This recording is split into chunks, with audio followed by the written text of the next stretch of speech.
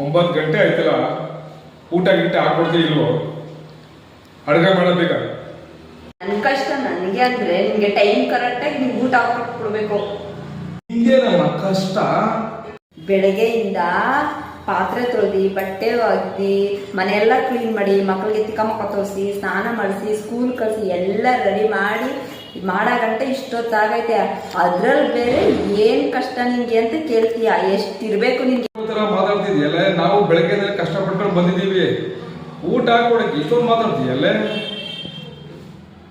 ಇಷ್ಟೊಂದು ಮಾತಾಡ್ತಾ ಇದೆಯಲ್ಲ, ಒಂದು ಟೈಮು ಮಕ್ಕಳಿಗೆ, ಹೆಂಡತಿ ಮಕ್ಕಳಿಗೆ ಅಡುಗೆ ಮಾಡಿ ಹಾಕು ನೋಡೋಣ, ಗೊತ್ತಾಗುತ್ತೆ ಏನು ಅಂತ.